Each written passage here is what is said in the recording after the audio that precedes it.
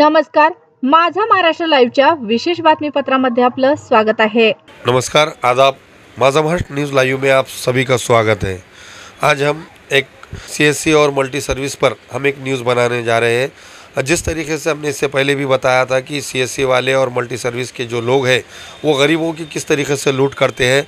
कई लोगों को पैसे के नाम पर, बैंक के पैसे दिलाने के नाम पर हज़ारों रुपए उनसे ठग लेते हैं। 20 रुपये चार्ज है, 50 रुपये चार्ज है, इस तरीके से लोगों को लूटते आए हैं। और सबसे ज़्यादा ये जो लूट का काम है वो देगलूर नाके के परिसर में हो रहा है। और नांदेड़ शहर में भी ऐसे कई सीएससी है जो गरीबों की लूट कर रहे हैं। आज ऐसी ही हमारे पास में आधार कार्ड का एक न्यूज़ है। जिस तरीके से आधार कार्ड बनाने के लिए 50 रुपये करेक्शन के लिए लगते हैं और अपडेट के लिए 50 रुपये लगते हैं और नवे आधार के लिए ज़ीरो है, कोई पैसे नहीं लगते।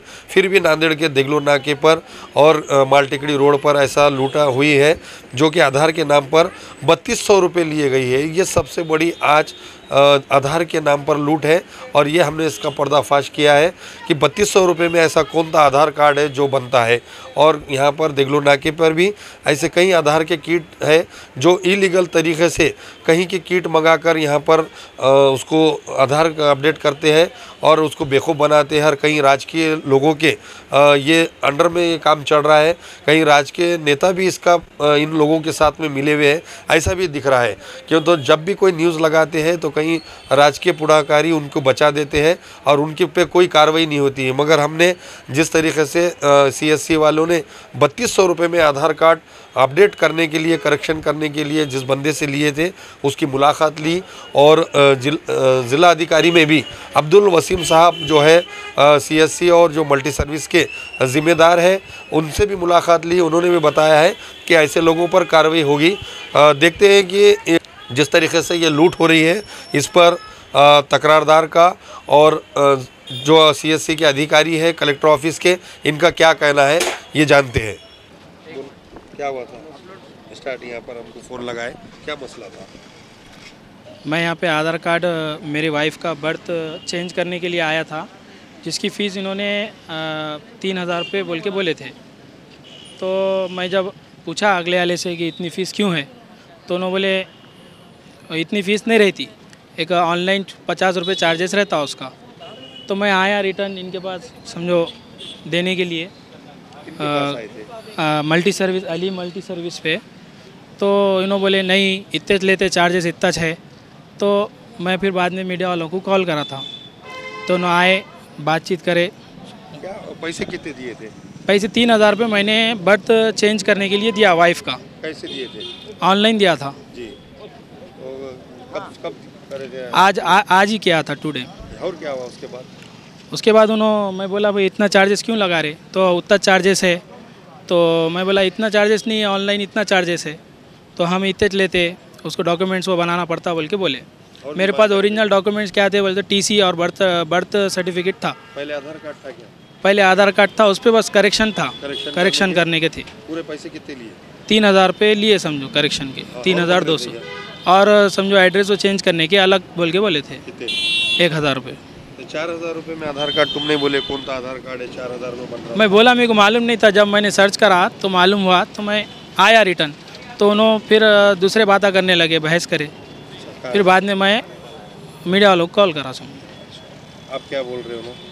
अब उन्होंने समझो दे देते बोल रहे वापस, जब मीडिया वाले बात करें तो वापस दे देंगे और आइंदा नहीं करेंगे बोल के बोल रहे उन्होंने, माफ़ी चाह रहे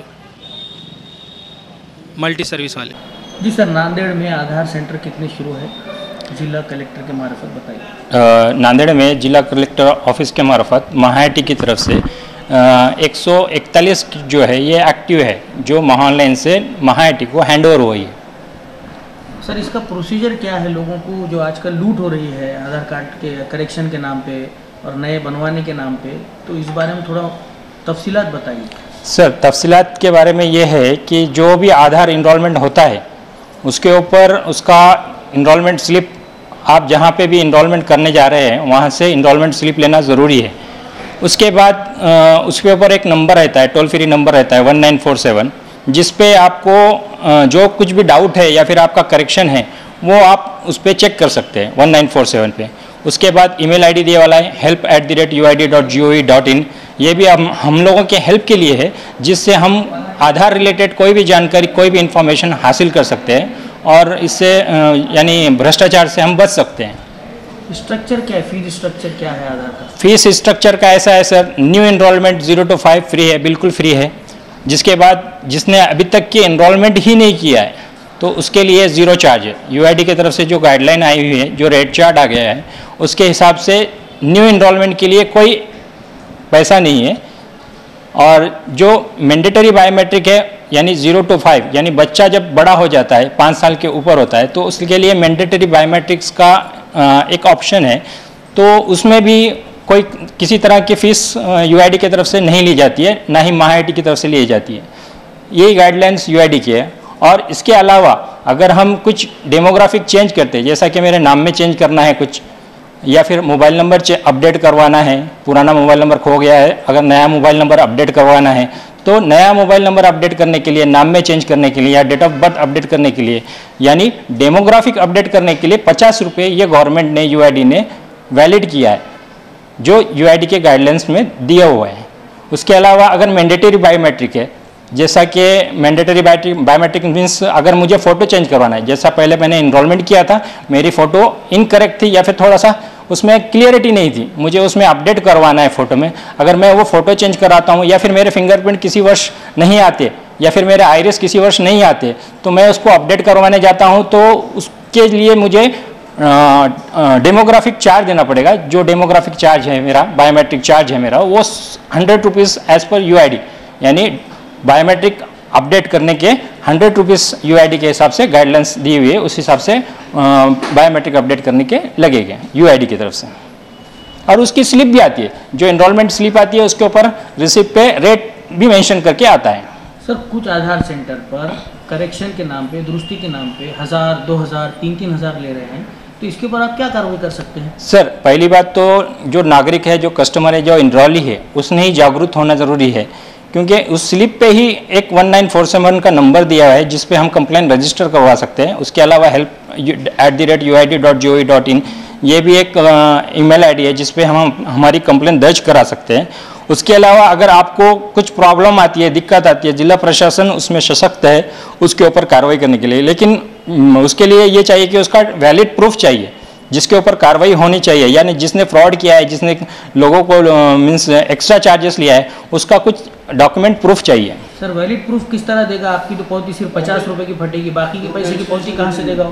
सर, जो भी रहेगा उस हिसाब से उसका कुछ ना कुछ तो प्रूफ लगेगा, जिससे हम उसको पहचान सके कि भाई ये बंदा ने फ्रॉड किया है, तो उसके ऊपर लीगल कार्रवाई होगी। सर, इसके अलावा कुछ सेंटर को परमिशन एक जगह की दी हुई रहती है, लेकिन वो दूसरी जगह पे जाके चलाता है, तो ऐसे पर क्या कार्रवाई करेंगे आप? सर, दूसरी जगह पे चलाता है तो उसके लिए कैंप अगर दिया हुआ तो वो कैंप मोड में चला सकता है। जो भी गवर्नमेंट प्रेमाइसिस में है या फिर दूसरे लोकेशन पे चलाता है, अगर उनको कुछ लोकेशन पे कैंप दिया है, जैसा कि अभी मैंने कलेक्टर ऑफिस में बैठा हूँ, यहाँ पे एनरोलमेंट नहीं होते, अगर मेरे नज़दीक में कहीं आसपास में तहसील ऑफिस में वहाँ पे लाभार्थी है, तो उनको कैंप मोड में हम शिफ्ट करते हैं और कैंप के थ्रू हम काम करवाते हैं।